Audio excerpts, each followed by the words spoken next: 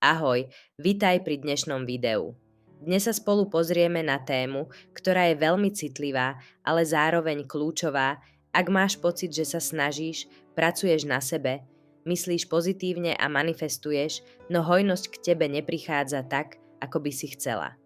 Alebo príde a hneď odíde. Peniaze sa objavia, no v zápäti sa niečo pokazí. Vzťah sa rozbehne, ale zrazu sa uzavrie. Príležitosť sa ukáže a ty ju sama odmietneš. A hneď na úvod ti chcem povedať jednu dôležitú vec. Nie je to tým, že by si bola zlá v manifestácii. Je to tým, že tvoje podvedomie sa stále cíti bezpečne v nedostatku. Hojnosť nie je o tom, čo chceš, ale o tom, čo si dovolíš.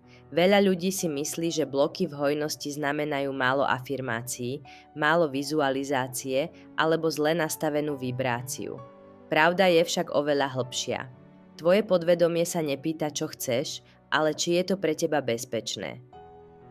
Ak niekde hlboko v sebe cítiš, že viac peňazí znamená viac stresu, viac hojnosti, rovná sa viac zodpovednosti a viac šťastia je viac straty, potom si hojnosť budeš nevedome držať od tela. Prvým veľkým nevedomým blokom je to, že si hojnosť spájaš s bolesťou.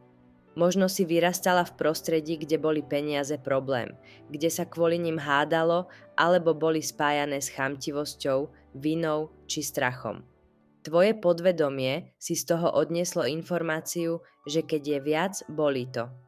A tak dnes, keď sa k tebe hojnosť približuje, myseľ síce hovorí, že ju chceš, ale telo a nervový systém spozornejú, pretože to nepovažujú za bezpečné. Preto odkladáš rozhodnutia, znižuješ svoje ceny, sabotuješ príležitosti alebo čakáš, kým to spadne samo. Druhým nevedomým blokom je presvedčenie, že si hojnosť musíš zaslúžiť. Možno v sebe nosíš program, že ešte nie si dosť dobrá, ešte musíš viac pracovať alebo ešte nie si pripravená. A tak si hojnosť neustále posúvaš do budúcnosti. Lenže vesmír nereaguje naraz, ale na teraz. Ak si dnes myslíš, že ešte nie si hodná, zajtra to bude rovnaké, pretože si opäť nájdeš ďalšiu podmienku. Tretím nevedomým blokom je identita osoby, ktorá musí bojovať. Ak si silná, veľa si zvládla a prežila veci, ktoré by iných položili, je možné, že si vytvorila identitu osoby, ktorá všetko zvládne sama a nemôže poľaviť. Lenže hojnosť neprichádza k tým, ktorí sú stále v boji. Prichádza k tým, ktorí si dovolia prijímať. A práve prijímanie je pre mnohé ženy desivejšie než nedostatok, pretože znamená pustiť kontrolu. Veľmi hlbokým blokom je aj strach, že keď budeš mať viac, stratíš lásku. Ak si niekedy zažila, že keď si žiarila, niekto sa od teba odvrátil, keď si bola úspešná, niekto sa cítil ohrozený, alebo keď si bola šťastná, niekto ťa opustil, tvoje podvedomie si mohlo zapamätať, že keď máš viac, strácaš spojenie.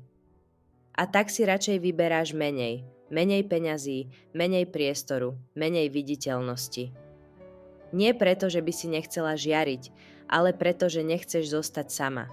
Pravda je taká, že hojnosť sa neodblokuje tým, že budeš viac tlačiť. Odblokuje sa vtedy, keď sa tvoje telo naučí cítiť bezpečne, aj v rozšírení. Keď sa naučíš cítiť pokoj aj vtedy, keď máš viac. Dôverovať tomu, že nestratíš seba a dovoliť si prijímať bez viny. Toto nie je práca hlavy, ale práca so sebou. Ak máš pocit, že si blokuješ hojnosť, neobviňuj sa.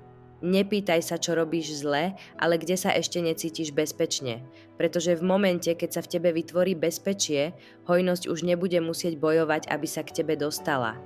Príde prirodzene, potichu a zostane.